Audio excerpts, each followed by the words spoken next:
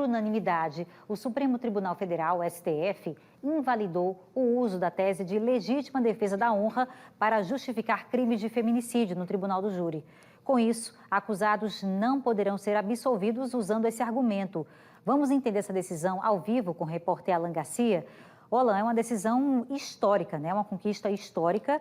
Essa tese passa a partir de agora a ser inconstitucional, porque por incrível que pareça, estamos aí em 2023, com tantos avanços, né, no entendimento da sociedade, e ainda tinha advogado que quando ia lá na frente do juiz, defendia que o cliente dele matou a esposa ou a ex-mulher para defender a honra dele, do cliente dele. Então, ainda se usava essa tese nos tempos de hoje, Alan Garcia, é inacreditável. Agora, isso não é mais possível, né?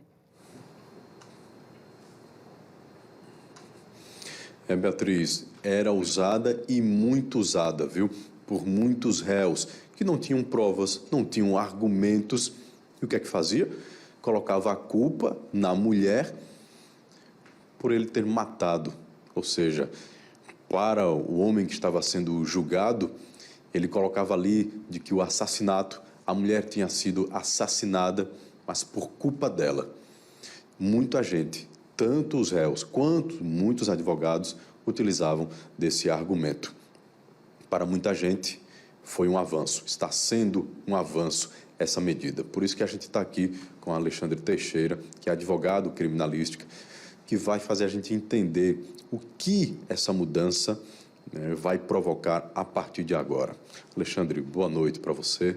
Na prática, você que também está dentro ali, né, desse trabalho, dentro dos fóruns, o que é que muda na prática de vocês, dos réus que estão sendo julgados diante de um feminicídio? Boa noite para o senhor. Boa noite, Alan. Boa noite a todos que nos assistem.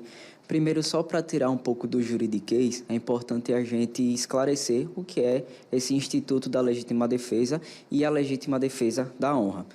O Instituto da Legítima Defesa, o Código Penal, ele traz a possibilidade de a pessoa ser absolvida quando ela age utilizando moderadamente os meios necessários para repelir uma agressão injusta, atual ou iminente em defesa do seu direito ou de outra pessoa.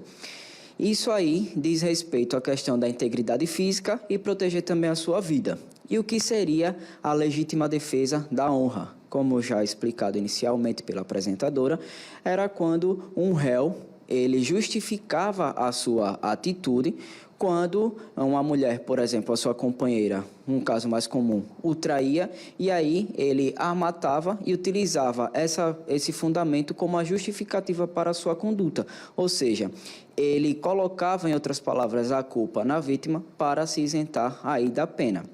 Então, o STF deu essa decisão desde 2021 que o STF suspendeu a utilização desse fundamento no Tribunal do Júri e agora o STF, por unanimidade dos votos, proibiu a utilização desse argumento no Tribunal do Júri. Não é nem que o réu ele não possa mais ser absolvido. A defesa sequer pode utilizar esse fundamento no Tribunal do Júri para defender o seu cliente.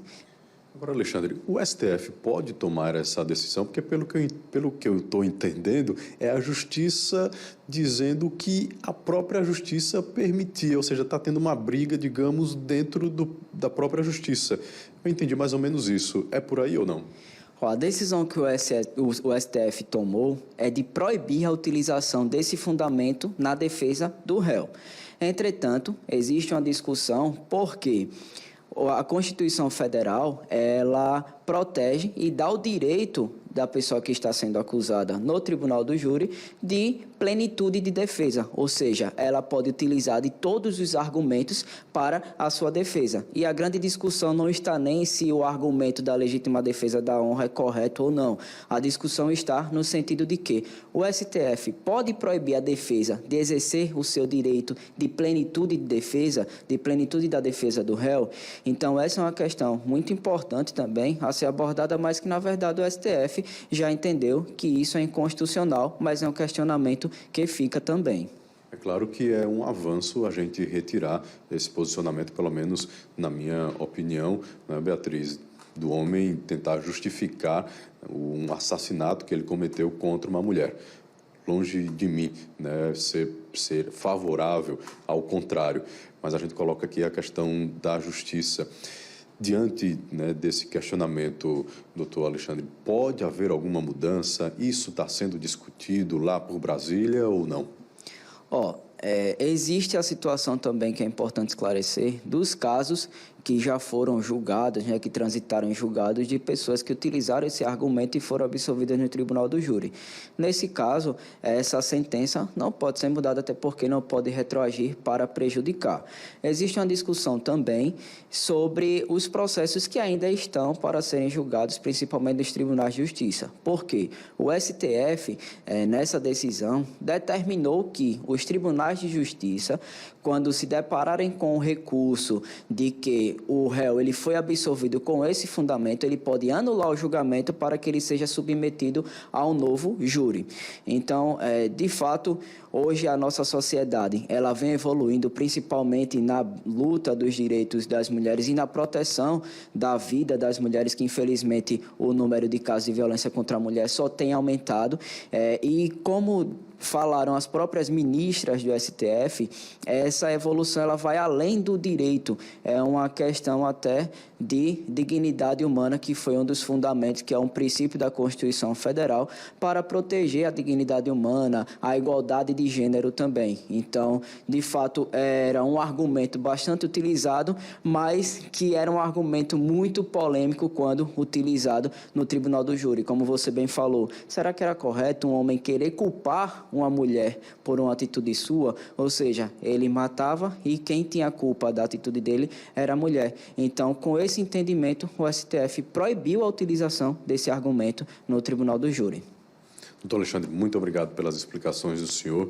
Importante essa discussão, para a gente trazer, né, o que diz, né, de uma maneira bem simples o STF, o que acontece a partir de agora, Beatriz, nesses julgamentos onde o homem está sendo julgado pelo feminicídio.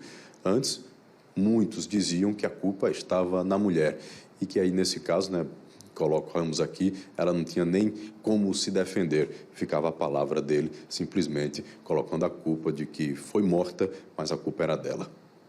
Que bom que o STF, na minha opinião, tomou essa decisão.